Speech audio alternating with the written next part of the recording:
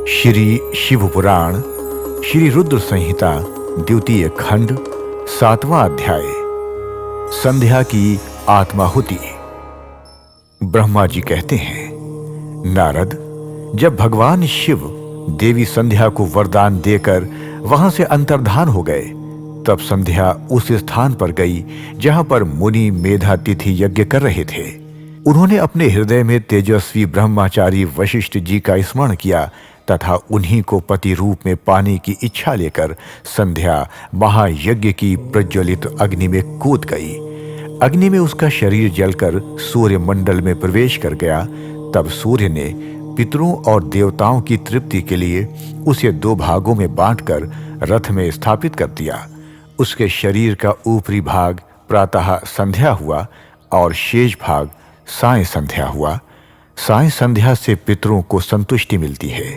सूर्योदय से पूर्व जब आकाश में लाली छाई होती है, अर्थात अरुणोदय होता है, उस समय देवताओं का पूजन करें। जिस समय लाल कमल के समान सूर्य अस्त होता है, अर्थात डूबता है, उस समय पितरों का पूजन करना चाहिए।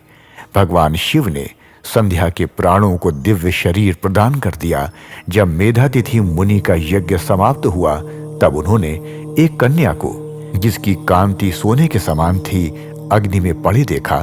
उसे मुनि ने भली प्रकार स्नान कराया और अपनी गोद में बैठा लिया। उन्होंने उसका नाम अरुंधति रखा।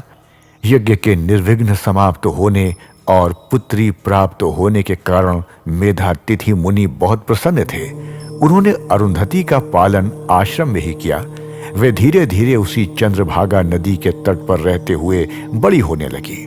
जब वे विवाह योग्य हुई तो हम त्रिदेव ब्रह्मा, विष्णु और महेश ने मेधा मुनि से बात कर उसका विवाह मुनि वशिष्ठ से करा दिया।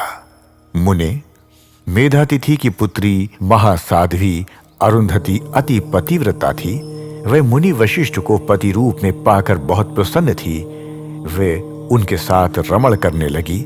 उससे शक्ति आदि शुभ एवं श्रेष्ठ पुत्र उत्पन्न हुए।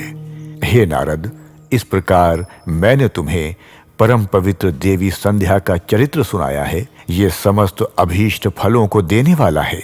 ये परम पावन और दिव्य है। जो स्त्री पुरुष इस शुभ व्रत का पालन करते हैं, उनकी सभी कामनाएं पूरी होती हैं।